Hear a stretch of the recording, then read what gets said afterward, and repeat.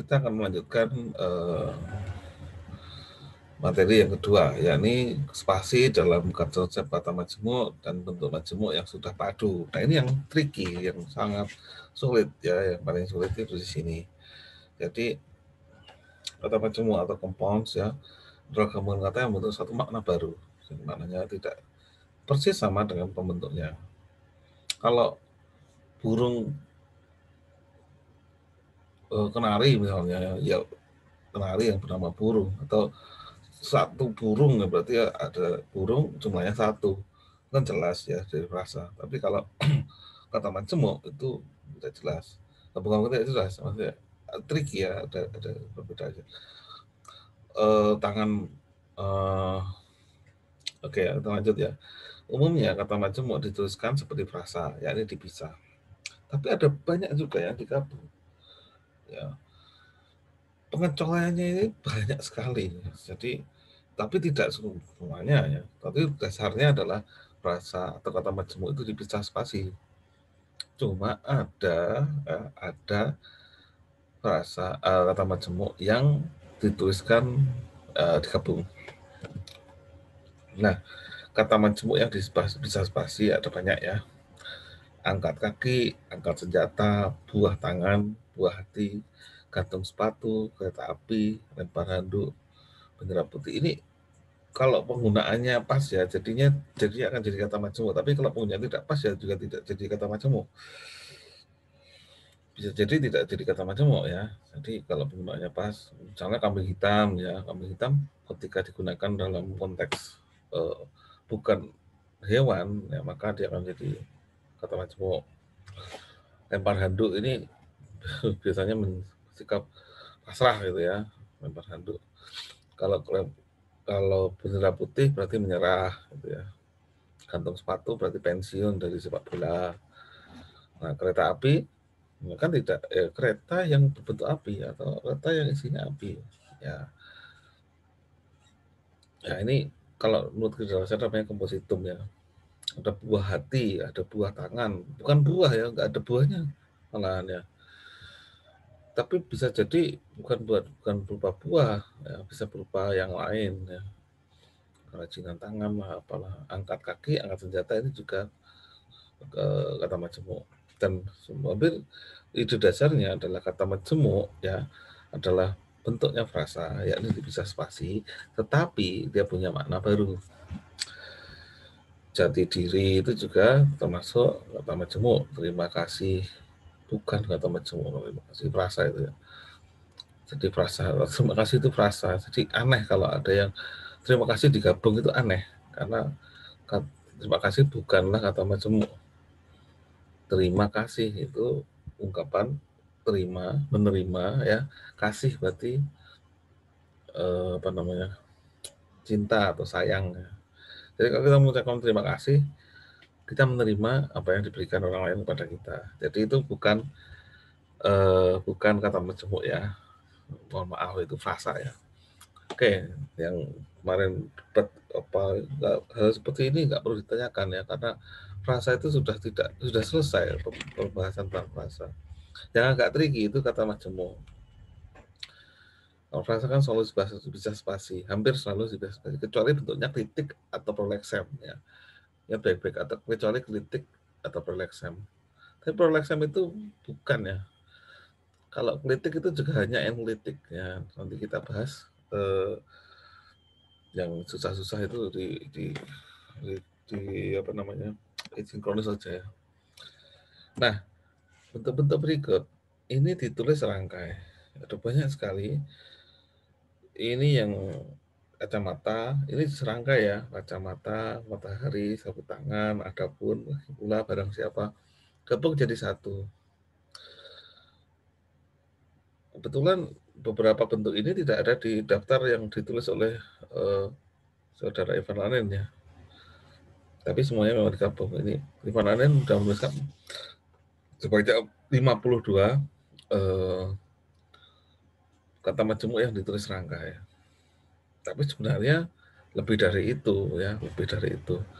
Saya mencatat lebih dari itu. Ya, jadi Mengapa? Pertanyaannya mengapa kata majemuk ini banyak sekali dan semuanya digabung ya, digabung. Kita perlu untuk berpikir, mengapa sih kok digabung ini? Kenapa nggak dipisah saja ya? Saya juga heran, mengapa kok harus digabung? Karena konsep bahasa Indonesia untuk kata majemuk tidak sama dengan bahasa Inggris. Dalam bahasa Inggris, pemajemukan atau compounding, setiap kata yang dimajemukkan itu akan digabung, ya, gabung atau diberikan tanda hubung. Kalau pemajemukannya begitu. Kalau bahasa Indonesia tidak, ya. Bahasa Indonesia tidak, tetap bentuknya seprasa, ya. Bentuknya frasa. Kecuali ini ya, banyak sekali ini ya. Saking banyaknya kita tidak bisa mempunyai apa namanya cara untuk membedakan mana yang digabung dan yang dipisah oleh spasi. Tidak ada cara yang tersitu, tidak ada. Ya, tidak ada calon apa namanya formula atau rumusnya ya. Ya ada kebiasaan. Tapi paling tidak kita bisa ada saya perhatikan ada kecenderungannya.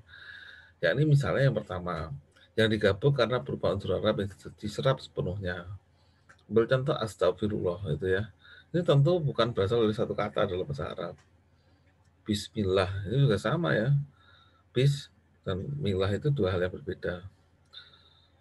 Alhamdulillah ini juga tiga kata malah ya. Halal bihalal itu tiga kata bahasa Arab ya. Tapi jadi satu bahasa Indonesia. Al-Quran itu dua kata. Al dan Quran. Akhirul kalam itu saya nggak tahu bahasa Arabnya. Itu dua kata atau tiga kata.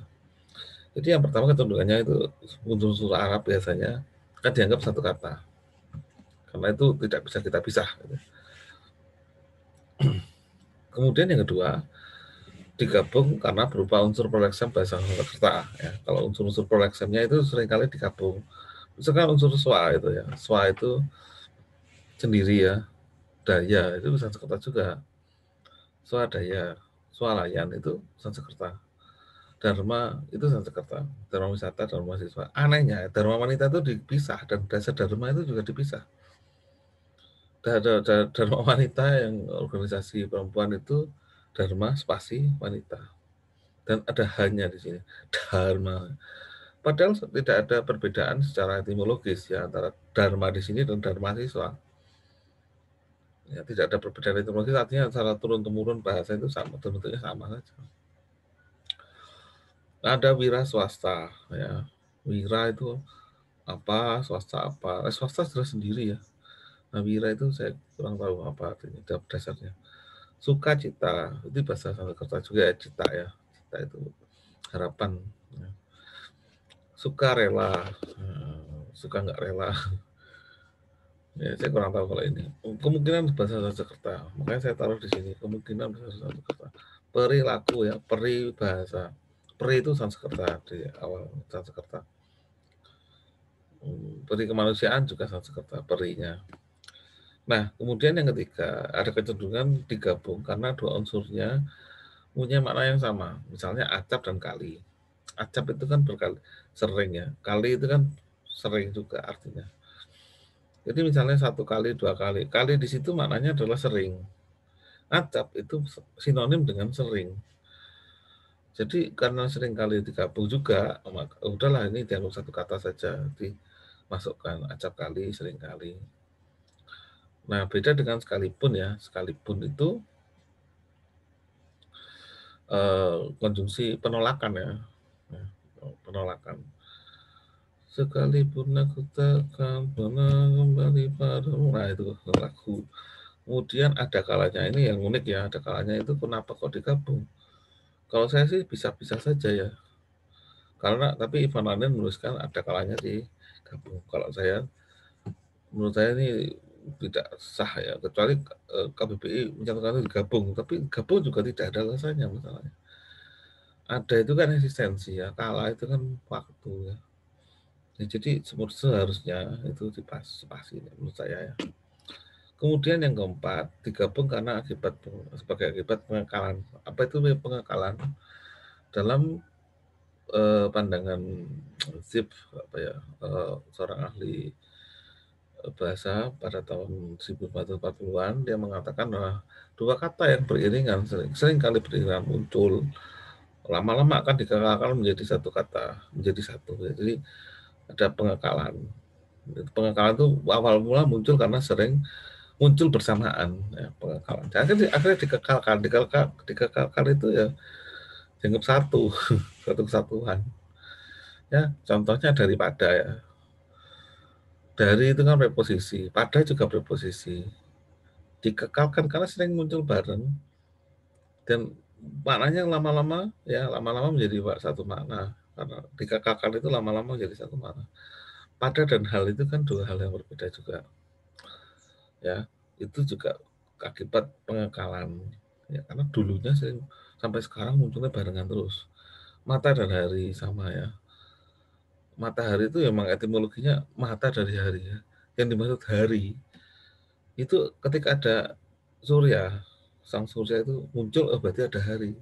Kalau tidak muncul tidak ada hari. Karena aktivitas manusia zaman dulu itu dilakukan sebagian besar waktu siang. Waktu matahari masih muncul, masih ada. Makanya disebut sebagai mata dari hari. Enggak seperti sekarang, kehidupannya malam karena ada listrik, ada lampu, ya. Kehidupan malam juga bisa berlangsung banyak. Kalau zaman dulu jam 8 apa ya, sudah matahari tenggelam, udah nggak kelihatan apa-apa, tidur, ya, sampai mulai muncul lagi. Nah itu kaitannya dengan etimologi. Sapu tangan juga sering kali muncul berbarengan, ya. Uniknya zaman sekarang 20 tahun terakhir, ya, waktu saya SD saya masih dibawakan sapu tangan oleh ibu saya, tapi 20 tahun ke belakang tidak ada anak sekolah yang bawa sapu tangan ke sekolah. Kalaupun ada itu orang-orang tua yang sudah sepuh, ya di atas 50 tahun itu masih bawa sapu tangan ke kantor. Tapi di bawah usia itu tidak ada yang bawa sapu tangan ke kantor. Rata-rata bawa tisu. Tapi dulu sapu tangan itu menjadi kebiasaan, ya. Sejak zaman kolonial itu sudah bawa kemana-mana sapu tangan. Kacamata pun sama, ya. Saya muncul barengan kaca dari mata. Ya ini karena unsur pengekalan saja, ya, pengekalan sering muncul bersamaan. Ya, kita akan sambung pada video yang selanjutnya. Ya, saya potong-potong biar nggak terlalu sepanjang, ya. Terima kasih atas perhatiannya. Assalamualaikum warahmatullahi wabarakatuh.